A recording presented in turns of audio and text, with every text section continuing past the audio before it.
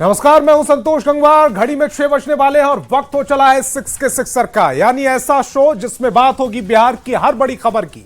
बताएंगे देश दुनिया में क्या चल रहा है, बात लॉ एंड ऑर्डर की भी होगी और कारोबार से जुड़ी जानकारियां भी होंगी। हर खबर से करेंगे अपडेट। शुरुआत बिहार की सबसे बड़ी खबर के साथ।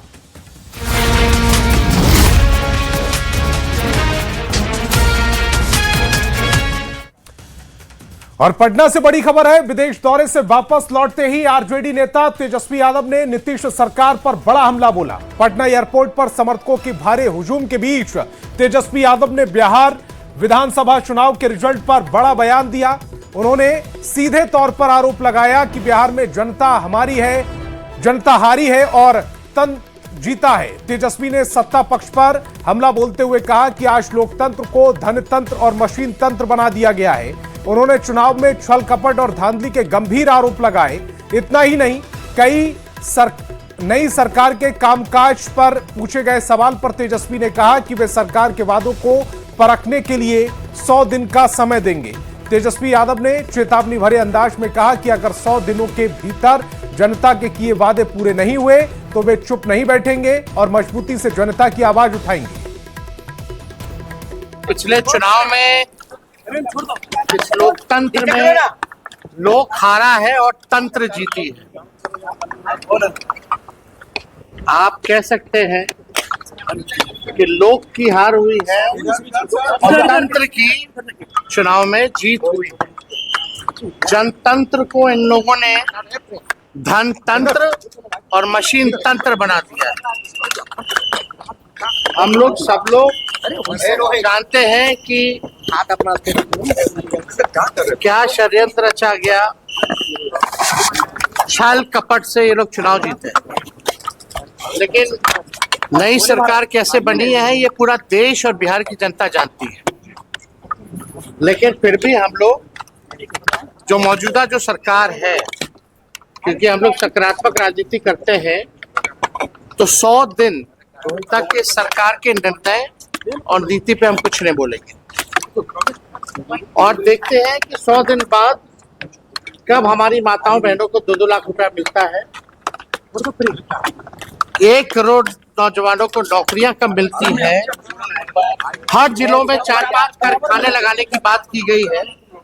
लगते हैं कि नहीं लगते हैं, 100 दिन तक हम कुछ नहीं बोलेंगे। जो घोषणा पत्र इन लोगों ने जो जारी किया है, उस घोषणा पत्र को जमीन पर अमल करने का काम करें।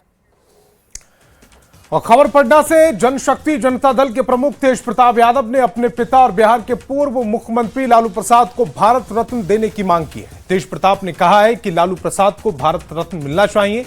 जनशक्ति जनता दल की तरफ से पत्र लिखकर भारत सरकार से यह मांग की जाएगी। अपनी बहन रोहिणी आचार्य के एक्स पर किए गए पोस्ट को लेकर तेज प्रताप ने कहा है कि उन्होंने सही ट्वीट किया है। उनके ट्वीट को मैं समर्थन करता हूं। आपको बता दें कि वे इसके बारे में कह रही हैं, बोलने की जरूरत नहीं है। भारत रत्न की भी मांग की है लालू जी को। हाँ, तब क्या, भारत रत्न तो मिलना ही चाहिए, क्या दिक्कत है। नीतीश जी को भी लोग कह रहे हैं कि भारत रत्न मिलना चाहिए। जेजेडी की तरफ से हम एक पत्र लिख करके भी भारत सरकार को मैं बोलूंगा। और बीजेपी के प्रदेश अध्यक्ष संजय सरावगी ने लालू परिवार पर निशाना साधा। उन्होंने कहा कि पूरा परिवार भ्रष्टाचार में लिप्त है। एजेंसी को पूरी तरह विश्वास है कि इन लोगों को इस मामले में सजा मिलेगी। कि लालू यादव और इसके परिवार राजनीति में आपराधिक सिंडिकेट चला रहे, ये वर्डिक्ट कोर्ट ने दिया है। सबूत पक्के हैं और जो जांच एजेंसियां हैं वो भी जो है आश्वस्त है और उस दिन आरोप तय किए हैं कोर्ट ने। और आने वाले समय में जो सबूत है, जो जांच एजेंसियों को विश्वास है कि आने वाले समय में जरूर इन पूरे परिवारों पर जो है इस मामले में भी सजा होगी। इधर केंद्रीय मंत्री चिराग पासवान ने मुख्यमंत्री नीतीश कुमार से मुलाकात की। चिराग पासवान ने इस दौरान मुख्यमंत्री को नए साल की शुभकामनाएं दी। चिराग पासवान ने सोशल मीडिया एक्स पर सीएम से मुलाकात की तस्वीर को साझा किया। इस दौरान कई और नेता मौजूद रहे। तस्वीर इस समय आपकी टेलीविजन स्क्रीन पर है। सीएम के साथ चिराग पासवान की ये मुलाकात की तस्वीर, जिसमें उन्होंने नए साल की शुभकामनाएं भी दी हैं।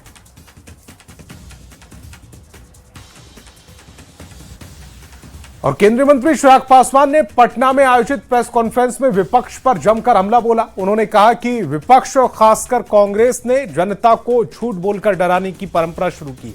आरजेडी और कांग्रेस ने सिर्फ झूठ बोला है। सीएए एनआरसी कानून को गलत बताकर आग लगाने का काम किया।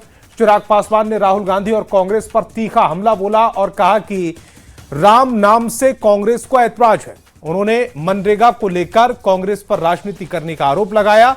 वो कैसे कहें कि मुझे राम नाम से ऐतराज है, इसी कारण वो कह रहे हैं कि गांधी जी के नाम को हटाया जा रहा है। चिराग पासवान ने कहा कि कांग्रेस भावात्मक मुद्दे उठाकर लोगों को गुमराह कर रही है।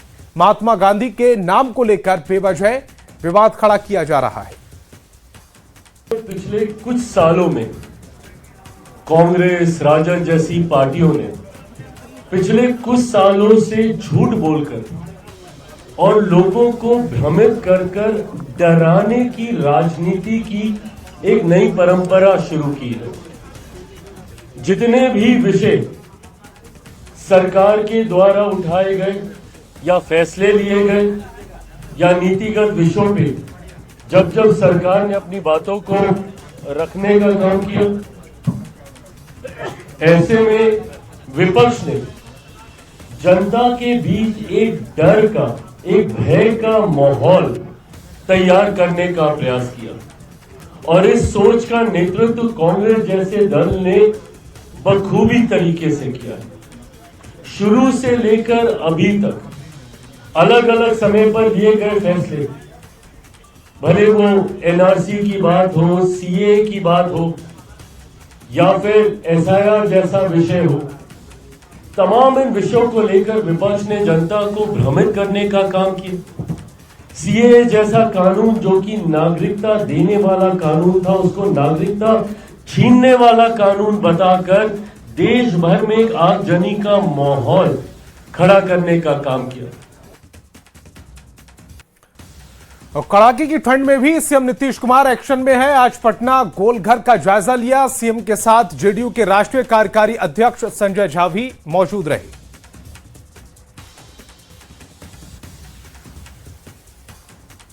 तो कड़ाके की ठंड के बीच की ये तस्वीरें हैं जहां सीएम नीतीश कुमार एक्शन में है। आज पटना गोलघर का जायजा लेने पहुंचे। सीएम के साथ जेडीयू के राष्ट्रीय कार्यकारी अध्यक्ष संजय झा भी मौजूद रहे। और बिहार सरकार अब सड़कों के रखरखाव के लिए नई पॉलिसी लाने जा रही है। इसके तहत राज्य की सड़कों से गड्ढे हटाए जाएंगे। साथ ही सड़क पर गड्ढा बताने पर 5,000 रुपए की स्कीम भी लागू की गई है। राज्य भर में रोड एम्बुलेंस तैनात की जाएगी। इनका नंबर सभी चौक चौराहों पर होगा। नंबर पर कॉल करके 72 घंटे में गड्ढा ठीक करवा दिया जाएगा। बिहार के पथ निर्माण मंत्री दिलीप जायसवाल ने इसकी जानकारी दी। मंत्री ने कहा है कि बिहार की सड़कों में गड्ढा होने की शिकायत मिल रही है। इसी महीने में रोड मेंटेनेंस की नई पॉलिसी आ रही है जो 15 फरवरी के बाद लागू की जाएगी। इसके बाद कहीं पर सड़क पर गड्ढा नहीं बचेगा। मंत्री दिलीप जायसवाल ने दावा किया है कि देश में यह पहली पॉलिसी होगी जिसके अंतर्गत गड्ढा बताओ और 5,000 रुपए पाओ का नियम लागू होगा। इससे ठेकेदार के मन में डर रहेगा और विभाग के इंजीनियर सतर्क रहेंगे कि एक भी गड्ढा रहेगा तो बड़ी कार्रवाई होगी। मेंटेनेंस की जो नई पॉलिसी आ रही है जो इसी महीने के अंत या फरवरी में लागू होगा, 15 फरवरी के बाद लागू होगा और 15 फरवरी के बाद रोड थोड़ा भी कहीं घायल होगा, ठीक इंसान के तरह जैसे ही फोन जाएगा प्रत्येक चौक चौराहा पर बोर्ड में एक नंबर डिस्प्ले होगा, एम्बुलेंस का नंबर, उसका एम्बुलेंस का नाम होगा रोड एम्बुलेंस। और जैसे ही आपको छोटा सा भी गड्ढा नजर आए आप उसे फोन करेंगे उस एम्बुलेंस के नंबर पर और 72 घंटे के अंदर एक भी गड्ढा रोड पर नजर नहीं आएगा। हो सकता है कि हम एक पॉलिसी लाने वाले हैं, पूरे देश में ये पहला पॉलिसी होगा, गड्ढा बताओ 5,000 रुपया पाओ। और खबर सीतामढ़ी से जहां महिंदवारा थाना क्षेत्र के बलुआ गांव में कथित तौर पर धर्मांतरण कराए जाने की सूचना के बाद इलाके के लोगों में जमकर हंगामा किया है। जानकारी के अनुसार गांव के बांध के पास कुछ संदिग्ध गतिविधियां चल रही थी। जिसे ग्रामीणों ने धर्मांतरण से जोड़कर देखा। जैसे ही इस बात की भनक लगी, बड़ी संख्या में ग्रामीण मौके पर जुट गए। ग्रामीणों का आरोप है कि कुछ लोग लालच देकर धर्म परिवर्तन कराने की कोशिश कर रहे थे। इसको लेकर आक्रोशित ग्रामीणों ने विरोध शुरू कर दिया, जिसके बाद देखते ही देखते मौके पर अफरा तफरी और हंगामे की स्थिति बन गई। स्थिति बिगड़ते देख ग्रामीणों ने इसकी सूचना पुलिस को भी दी और पुलिस तत्काल हरकत में आ गई और दलबल के साथ मौके पर पहुंची और आरोपी को हिरासत में ले लिया। पुलिस ने समझा बुझाकर आक्रोशित भीड़ को शांत भी कराया और स्थिति को नियंत्रित भी किया है। फिलहाल पुलिस पूरे मामले की जांच में जुटी है और कार्रवाई की बात कह रही है। इसलिए वैसा नौबत यहाँ डुमरा में और बलुआ हम सब सपोर्ट में कहीं नहीं जा रहे हैं हम लोग। बोलिए आप लोग कौन दिक्कत है? सोनी छोड़ करके डिसूजन। आरएसएस प्रमुख मोहन भागवत ने हिंदू समाज की एकता वाले बयान का बीजेपी के राष्ट्रीय प्रवक्ता संजय मयूख ने समर्थन किया है। उन्होंने कहा कि भारत एक है, सबको एक रहना चाहिए और मोहन भागवत का आशीर्वाद अनुकरणीय है।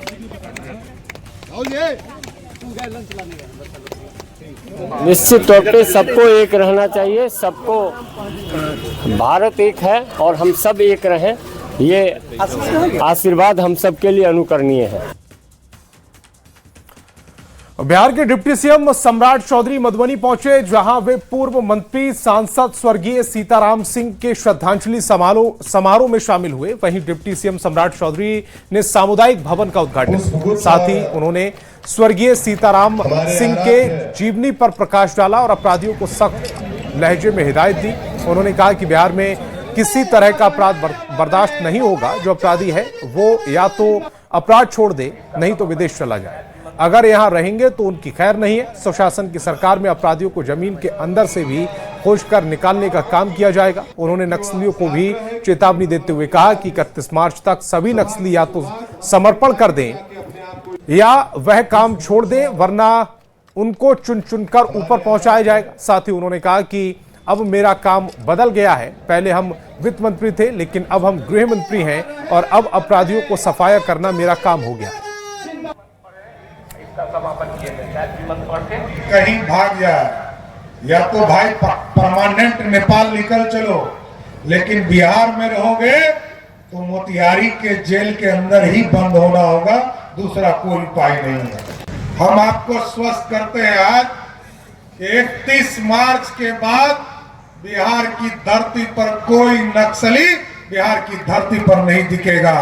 जिंदा रहेगा तो भी या तो ऊपर चला जाएगा, नहीं तो जेल के अंदर बंद ही रहेगा। कोई दूसरा स्थान नहीं है। पूरे देश में नक्सल मुक्त किया जा रहा है, तो बिहार भी पूरी तरह मुक्त करेगा। और पटना से बड़ी खबर मिल रही है। सीएम नीतीश कुमार की यात्रा से जुड़ी हुई ये बड़ी खबर। सीएम की यात्रा की आधिकारिक रूप से तारीखों का ऐलान हो गया है। 16 जनवरी से यात्रा पर सीएम नीतीश कुमार निकलेंगे। यात्रा का नाम समृद्धि यात्रा रखा गया है। तो बड़ी खबर, सीएम नीतीश कुमार एक बार फिर बिहार भ्रमण पर निकलेंगे, यानी यात्रा पर निकलेंगे। और उसकी जो तारीखों का आधिकारिक ऐलान का इंतजार पूरा बिहार कर रहा था, वो तारीख अब आ चुकी है। 16 जनवरी से यात्रा पर सीएम नीतीश कुमार निकलने वाले हैं। यात्रा का नाम समृद्धि यात्रा रखा गया है। लगातार इस तरह की यात्राएं नीतीश कुमार करते रहे। और हमारे संवाददाता आनंद अमृतराज एक बार फिर फोन लाइन पर जुड़ रहे हैं। आनंद अमृतराज, सीएम नीतीश कुमार 16 जनवरी से, तारीख जिसका इंतजार पूरा बिहार कर रहा था, 16 जनवरी से समृद्धि यात्रा पर निकलने जा रहे हैं। उसकी यात्रा का नाम भी तय कर दिया गया है। बिल्कुल बिल्कुल। देखिए संतोष, आपसे कुछ देर पहले नोटिफिकेशन निकाला गया है जिसमें जानकारी सामने आ गई है कि मुख्यमंत्री नीतीश कुमार पूरे बिहार की यात्रा पर निकलेंगे और समृद्धि यात्रा, इस बार की यात्रा का नाम समृद्धि यात्रा दिया गया है और 16 तारीख से ये शुरू होगा और हर जिला वार ये समृद्धि यात्रा का कार्यक्रम भी निर्धारित किया गया है। पश्चिम चंपारण से इसकी शुरुआत होगी। जैसा कि आपको पता है कि हर बार नीतीश कुमार जो अपनी यात्रा की शुरुआत करते हैं वो पश्चिम चंपारण से ही करते हैं और चंपारण के प्रति उनका लगाव हर बार दिखा है अपनी यात्रा में। तो जाहिर तौर पे पश्चिम चंपारण से इस यात्रा की शुरुआत करेंगे और हर जिला में यात्रा होगी।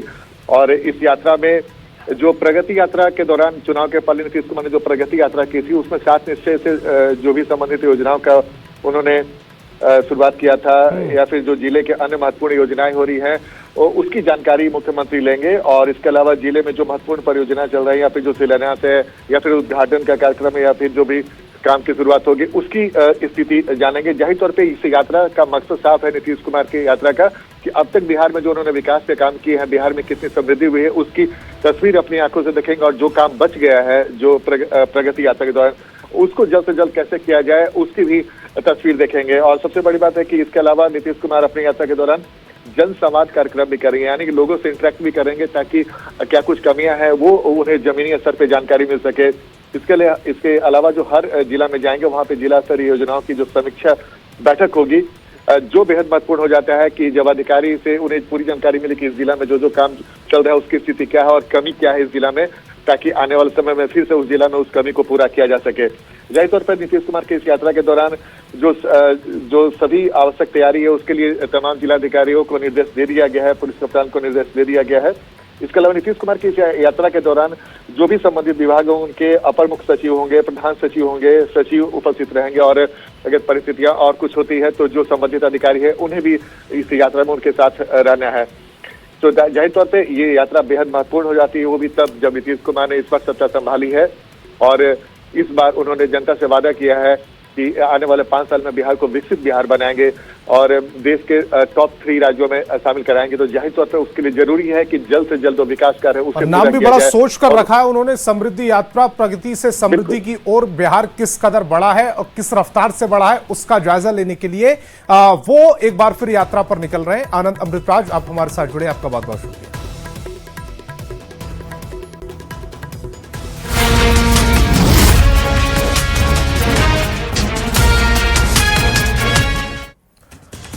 और बात कारोबार की, रिलायंस इंडस्ट्रीज लिमिटेड के चेयरमैन मुकेश अंबानी ने आज राजकोट में आयोजित वाइब्रेंट गुजरात क्षेत्रीय सम्मेलन के उद्घाटन समारोह को संबोधित किया।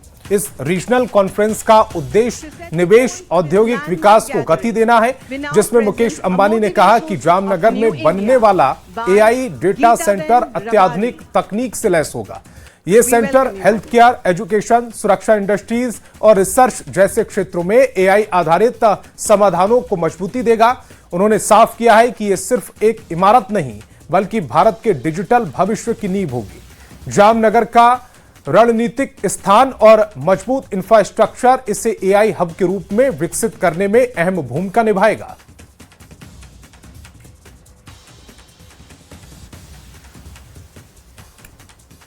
Gujarat, India's artificial intelligence pioneer. In Jamnagar, we are building India's largest artificial intelligence ready data center with a single goal: affordable AI for every Indian.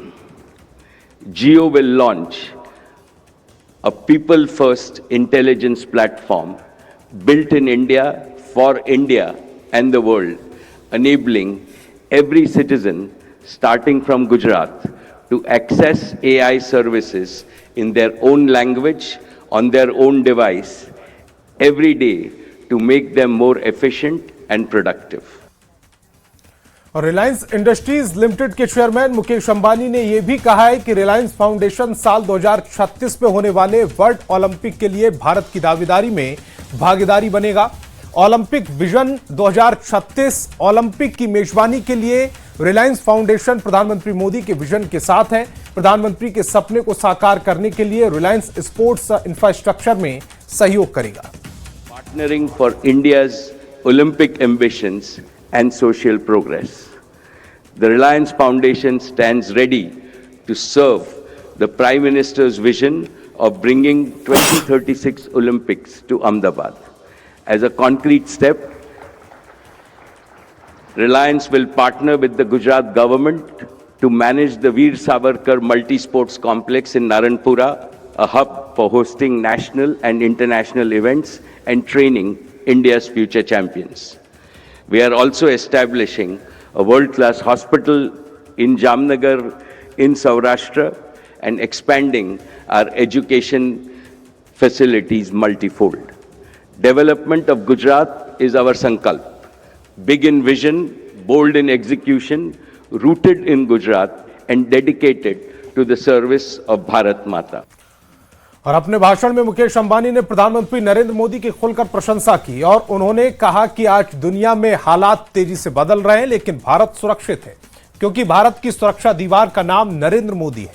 प्रधानमंत्री के नेतृत्व में यह भारत का निर्णायक दशक है, जहां देश सिर्फ भविष्य की तैयारी नहीं कर रहा बल्कि भविष्य को साकार आकार भी दे रहा है। सीएम प्रधानमंत्री मोदी को सोमनाथ स्वाभिमान पर्व में भाग लेने के बाद वाइब्रेंट गुजरात समिट में पहुंचे और कहा कि बीते सालों में भारत ने बहुत तेजी से प्रगति की है। इसमें गुजरात की बहुत बड़ी भूमिका है। भारत दुनिया की तीसरी बड़ी अर्थव्यवस्था बनने की ओर तेजी से आगे बढ़ रहा है। जो आंकड़े आ रहे हैं उससे यह साफ है कि भारत से दुनिया की उम्मीदें लगातार बढ़ रही हैं। दुनिया की उम्मीदें लगातार बढ़ रही है। भारत दुनिया की फास्टेस्ट ग्रोइंग लार्ज इकोनॉमी है। इन्फ्लेशन काबू में है। एग्रीकल्चर प्रोडक्शन में भारत नए रिकॉर्ड बना रहा है। भारत मिल्क प्रोडक्शन में नंबर 1 है। जेनेरिक मेडिसिन प्रोडक्शन में मामले में भारत नंबर 1 है। दुनिया में जो देश सबसे ज्यादा वैक्सीन बनाता है वो देश का नाम भारत है।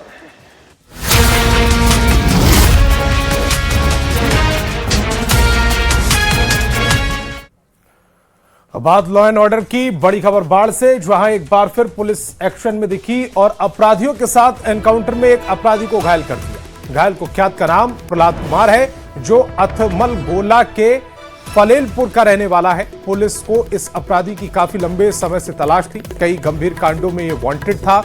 आज सुबह बाढ़ पुलिस और एसटीएफ की ज्वाइंट ऑपरेशन के दौरान जैसे ही पुलिस ने अपराधी पर दबिश दी, पुलिस पर फायरिंग करके ये भागने लगा, लेकिन पुलिस ने भी जवाबी कार्रवाई में गोली चला दी और कुख्यात प्रहलाद कुमार घायल हो गया। फिलहाल उसे पटना में भर्ती कराया गया है। मौके से पुलिस ने एक देसी कट्टा और 6 जिंदा कारतूस बरामद किए।